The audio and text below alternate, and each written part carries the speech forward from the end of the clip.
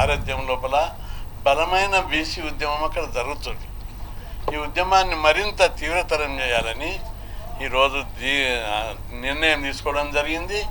ప్రధానంగా తెలంగాణలో జరుగుతున్నటువంటి బీసీ ఉద్యమము పక్క రాష్ట్రాలైనటువంటి కర్ణాటకకు, తమిళనాడుకు, కేరళ, మహారాష్ట్ర కూడా శక తగిలింది, అక్కడ ప్రాకుతుంది. ఆంధ్రప్రదేశ్లో కూడా బీసీలు డిమాండ్ చేస్తుంది.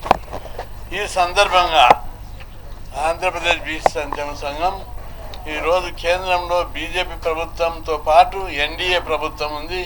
దానిలో తెలుగుదేశము, జనసేన ముఖ్య పాత్ర వహిస్తున్నాయి. తెలుగుదేశం నాయకుడు మాజీ ముఖ్యమంత్రి, ఉమ్మడి రాష్ట్ర ముఖ్యమంత్రి, ఇప్పుడు ఆంధ్రప్రదేశ్ ముఖ్యమంత్రి చంద్రబాబు నాయుడు గారిని ఈ సమావేశం ఒక తీర్మానం చేసింది. మీ నాయకత్వం లోపల బీసీలకు రాజ్యాంగబద్ధమైనటువంటి అధికారాలు రావాలి, హక్కులు రావాలని చెప్పి తీర్మానం చేసింది. చంద్రబాబు నాయుడు గారి సారథ్యంలో లీడ్ చేసి ప్రధానమంత్రితో చర్చలు జరిపి ఈరోజు బీసీ మంటలు లేస్తున్నాయి. తెలంగాణలో లేచింది, రేపు కర్ణాటకలో లేస్తుంది, కేరళకు వాగుతుంది, మద్రాసుకు వాగుతుంది. బీసీలు 76 ఏళ్ళ స్వతంత్ర భారతదేశంలో ఎక్కడ కూడా రాజ్యాంగబద్ధమైన హక్కులు రాలేదు నాకు. అందుకే రాజ్యాంగాన్ని సవరించి బీసీలకు రాజ్యాంగబద్ధమైన హక్కులు ఇవ్వాలి. ఈరోజు తెలంగాణ లోపల లోకల్ బాడీ ఎలక్షన్ల మీద 42% మీద నానా రచ్చ జరుగుతుంది. ఎప్పుడో 76 ఏళ్ల కిందనే చట్టసభల్లో లోకల్ బాడీలో బీసీలకు రిజర్వేషన్ పెట్టలేకపోయారు. అనేక పోరాటాలు చేసి 84, 85, 86 బీసీ విద్యార్థి సంఘంగా అప్పుడు పోరాడి రామారావుతో కొట్లాడి 20% పెట్టించాం. ఆ తర్వాత పోరాడి విజయభాస్కర్ రెడ్డితోటి 34కి పెంచిపించాం. ఆ తర్వాత కోర్టులు కొట్టేస్తున్నాయి, పంచాయతీలు అయితేనే ఉన్నాయి. బీసీల రిజర్వేషన్ల కోసం రాజ్యాంగ సవరణ తరువాత 243D6లో ఆర్టికల్ ప్రకారం రాజ్యాంగబద్ధంగా రాష్ట్ర ప్రభుత్వం ఇచ్చేటటువంటి అధికారం ఉన్న అనేక సార్లు కోర్టులు జోక్యం చేసుకొని అనేక మంది బీసీ వ్యతిరేకులు కేసులు వేసి బీసీలతో జీవితాలతో చెలగాటమాడుతున్నారు. అందుకే మేము ఈరోజు చంద్రబాబు నాయుడు గారిని, ప్రధానమంత్రి నరేంద్ర మోడీ గారిని విజ్ఞప్తి చేస్తున్నాం. మాకు రాజ్యాంగబద్ధమైన హక్కులు, మేము భారతమాత బిడ్డలం, ముద్దు బిడ్డలం, చిన్న పిల్లలం, చిన్న కొడుకులం, చిన్న బిడ్డలం, మా వాట మాకు ఇవ్వాలి. భారతీయ సాంప్రదాయం ఏంటిది? ఒక తల్లిదండ్రుల కుటుంబాలకు ఆడపిల్లలున్న మగపిల్లలున్న సమాన వాటా ఇవ్వడం పద్ధతి. ఇక్కడ కూడా మా వాటా రాలేదు. 76 ఏళ్ళకు కూడా మా వాటా రాలేదు. బీసీలలో మేము కూడా విద్యావంతులం ఉన్నాం, రాజకీయ చైతన్యం ఉంది. మా వాటా మాకు కావాలని మేము కోరుకుంటున్నాం. మా వాటా ఇవ్వడానికి ముఖ్యమంత్రి చంద్రబాబు నాయుడు గారు, పవన్ కళ్యాణ్ గారు, అదేవిధంగా మోడీ దగ్గరికి తీసుకెళ్ళి చర్చలు జరిపి బీసీలకు రాజ్యాంగబద్ధమైనటువంటి హక్కులు ఇచ్చే విధంగా ఒకసారి రాజ్యాంగాన్ని 130 సార్లు సవరించారు. ఒక్కసారి బీసీల కోసం సవరించాలని దేశమంతా కోరుకుంటుంది. అన్ని రాజకీయ పార్టీలు అందరూ కూడా పార్టీ ప్రయోజనాల కోసం కాదు, బీసీల ప్రయోజనాల కోసం మాట్లాడండి. పార్టీల వారిగా విడిపోకండి.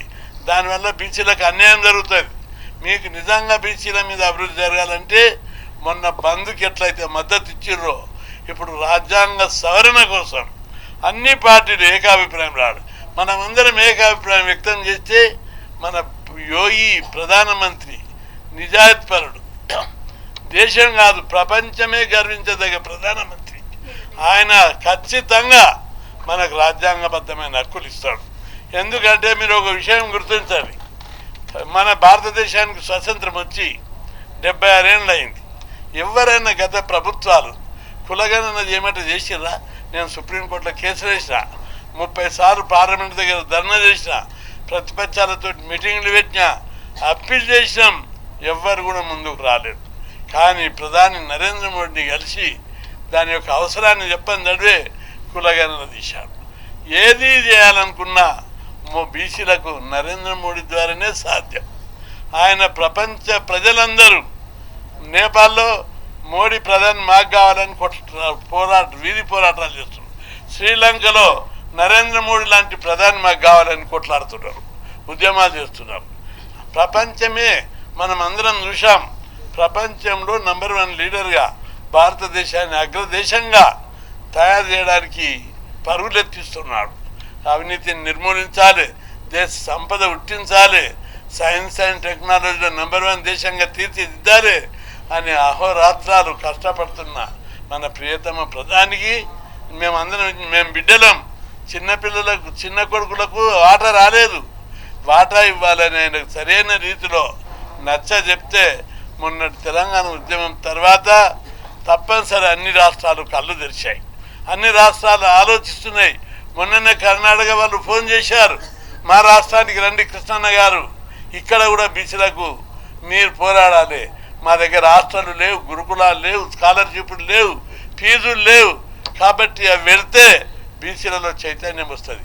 తెలంగాణ ఉమ్మడి రాష్ట్రంలో మీరు పోరాడి ఇవన్నీ పెట్టించారు, కాబట్టి మా కర్ణాటకలో పెట్టాలని వాళ్ళు, తమిళనాడులో పెట్టాలని వాళ్ళు, మహారాష్ట్రలో పెట్టాలని వాళ్ళు వీళ్ళందరూ కూడా పిలుస్తున్నారు.